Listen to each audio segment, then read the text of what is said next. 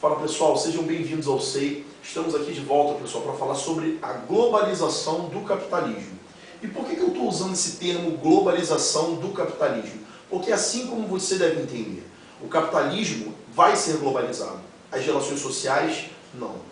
Um grande mito do processo de globalização é a ideia que os globalitaristas, que são os que defendem a integração global irrestrita, criam em torno da aldeia global, onde supostamente estaremos envolvidos numa reunião global de integração, trocas, fluxos. E sabemos que os muros, as barreiras, as fronteiras, a xenofobia, eles são elementos muito presentes na sociedade contemporânea. E a globalização, ela não contempla o fim dessas desigualdades, lamentavelmente. Percebemos que nesse momento, pessoal, vai haver a hegemonia das chamadas empresas transnacionais.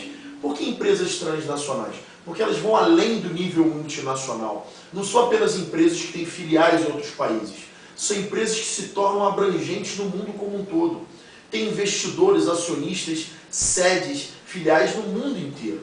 Percebemos como exemplo a grande rede de fast food McDonald's, que tem 70% das suas lojas fora dos Estados Unidos.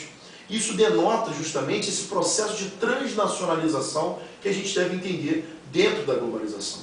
Também é muito característico nesse momento a presença do chamado capital financeiro ou especulativo. Em alguns livros você vê como hot money, smart money, é a mesma coisa.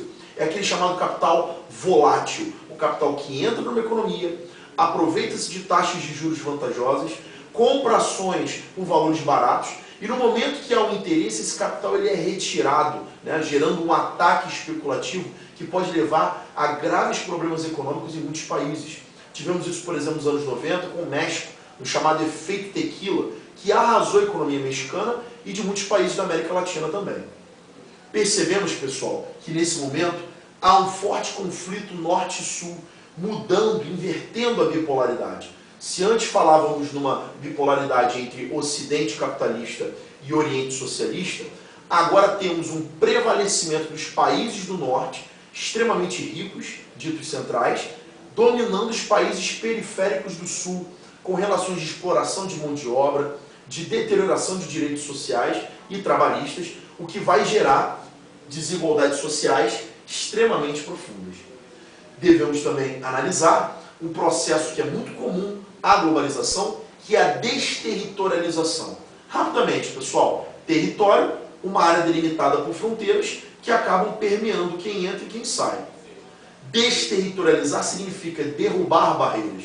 E o que isso serve ao capitalismo? Serve no sentido de eliminar fronteiras aos seus fluxos, integrando uma rede de pontos fixos. Você na sua casa, lojas, shoppings, vão fazer parte de uma rede de trocas de informações, produtos e capitais. Claro, servindo sempre aos interesses das empresas transnacionais, das grandes corporações que dominam a economia como um todo.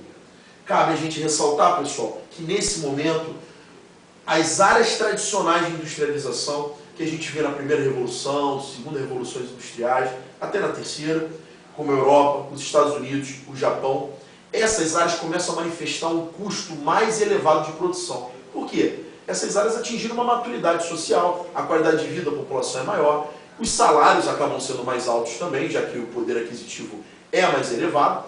Desta forma, as empresas que produzem, que fabricam, não querem mais atuar em lugares tão caros. Então elas vão descentralizar suas unidades produtivas para novas áreas industriais. Áreas que já vêm até um tempo, desde a década de 70, com os tigres asiáticos clássicos, né? Singapura, Taiwan, Hong Kong, Coreia do Sul, que hoje são países que apresentam exemplos de crescimento econômico muito destacado. Há exemplo de Singapura e Coreia do Sul principalmente, e Hong Kong, né, gente, que tem aí o maior banco do mundo, que é o HSBC, né, uma instituição financeira fantástica. Os novos tigres, aí já aquela galera que vem no processo seguinte, né, Myanmar, Camboja, Laos, Vietnã, Filipinas, Malásia, Indonésia, lugares que apresentam condições mais baratas de produção. E a América Latina também está nesse processo, né, pessoal? Não esqueçamos aqui, na própria América Latina, o Brasil e o México, que são potências latinas, e também um grupo de países agora que vem sendo chamados aí de maneira ainda muito inicial, como os tigres andinos, né? Como o Peru, que apresenta um crescimento muito significativo, o Paraguai, né? Que ainda está se encaminhando, né? E o Chile, né, gente? Que é um país que já é proeminente no comércio com a Ásia, demonstrando que novos países anteriormente periféricos vão começar a ascender em nível econômico. Um abraço.